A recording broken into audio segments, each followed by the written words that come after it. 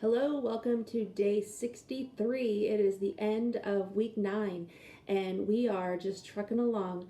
So, today our scripture comes from the Gospel of Matthew. It is Matthew 24, verse 44.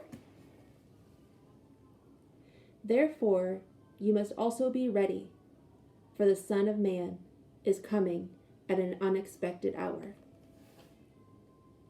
This is one of those scripture verses that really get to the heart of everything, right? It reminds us that we are not in control of time, that God is in control of time. It is, and we are on His time, and that we don't know what's going to happen tomorrow. We can plan for tomorrow. We can pick out what we're going to wear. We can make plans to see a friend. We can buy groceries to make dinner, but we don't know what tomorrow is going to bring. We don't know if there's going to be some kind of an accident, or maybe we'll win the lottery. We just don't know whether tragedy or joy is coming our way. What we can count on is that we have the right now, we have the present. And so when we're looking at today, right now, in our present, for me, I told you that I love our yoga days, so I am looking forward to having that one-on-one time, that time where I can connect with God through my breath and through my body.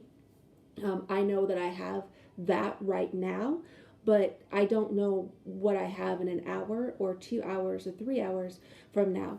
So the scripture is really reminding us that in the present we need to be aware. We need to be paying attention to what's happening and not just going through the motions just to go through the motions. That we need to know that whatever we're experiencing right now is going to help us, mold us, train us to be a better person for whatever's coming at us tomorrow or in an hour.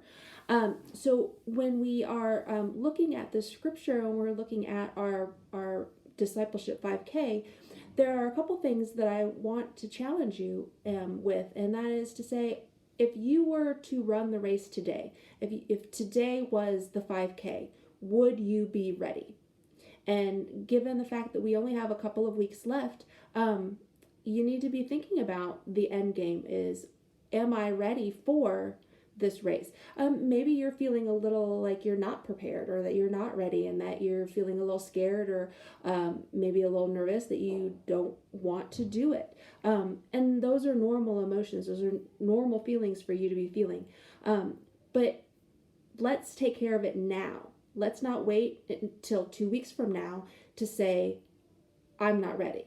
So today, what are those things that you need to do to be ready? Are there some things you need to be changing or adjusting,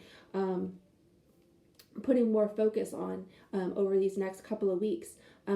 What is it that's going to keep you motivated past those 2 weeks? Because once the Discipleship 5K, once you're done with this book, once you've done the race, you're not done. God has big plans for you, and He wants you to stay connected to Him way beyond these 12 weeks of the Discipleship 5K. And so I want you to write down 3 to 5 things that you are going to do to stay connected spiritually to God. It kind of makes me think about Elijah yesterday, and all of a sudden he was gone, and Elisha had to pick up where he left off, and he had to continue to do what they were called to do. He probably missed a couple of steps, but he still got out there and he did what he was supposed to do. He achieved the goal that they had set before them. And so I encourage you to do the same thing, is to start thinking about what it is you're going to do to stay connected once we are done with the 5K, once we are done with our everyday scripture and our reflections. What are some things that you can do, and think about 3 to 5 things. Give yourself some options, because sometimes you might feel like maybe they'll be seasonal. Perhaps you want to do a Lenten Bible study or an Advent Bible study. Maybe you want to do some volunteering during the summer when you have a little more time, maybe, just things like that. So write 3 to 5 things that you think that you're going to do to stay connected spiritually once we are done with the Discipleship 5K. All right, there's a lot on your plate I just put on. So enjoy the day, and may your reflection be fruitful.